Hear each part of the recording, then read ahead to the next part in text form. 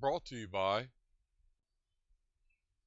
Deer Crossing Archery, makers of fine arrow shafts and other archery products.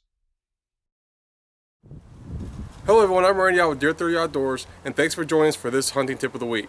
Today we're going to talk about how to pattern your gun for the upcoming turkey season. Today is a beautiful March day, and we're about 3 or 4 weeks away from the opening day, and we need to make sure our gun is on center and on target before we take to the woods. So let's get started. The first thing you want to do is check your sights. I shoot it in Mossberg 835 with a single bead on the front of the barrel. You'll make sure it's loose and intact, is still in good shape from last season. Take a lot of abuse hunting through the mountains and through brush and stuff like that. So you always want to make sure your beads are on. If you shoot a holographic sight, you'll make sure your batteries are fully loaded and everything's mounted securely and tightly, and same thing with telescopic scopes. Once you do that, you always want to sight your gun, pattern it every single season.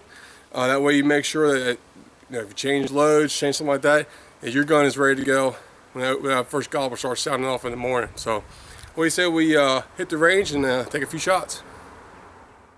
A shotgun is only as good as the person pulling the trigger. So to ensure that human error is not the cause of any misplaced shots, pattern your gun from a solid rest. Pick a specific aiming point, take a deep breath, and pull the trigger.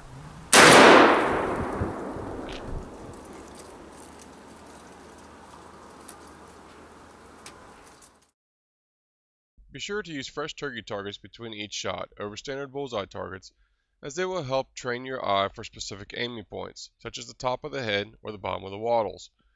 As you can see, my first shot was a little high and a little left. Therefore, since I shoot only a single bead, I'll need to adjust my aiming point.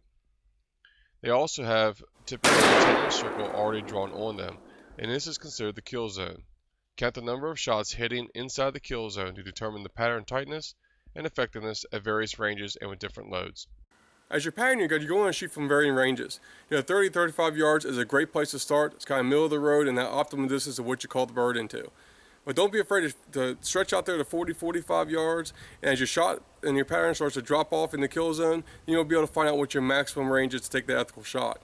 And also don't forget the choke tubes and the shot loads of today are engineered for those longer distances. So when you start shooting at birds that walk right into your lap at 10, 15, or 20 yards, the pattern's going to be extremely tight, and it's going to take a lot of focus to even pull those shots off. But once you start getting patterns this tight at 30 yards, you're in the kill zone and you're on target. Thanks for watching Deer 30 Outdoors. I'm Randy out with your hunting tip of the week.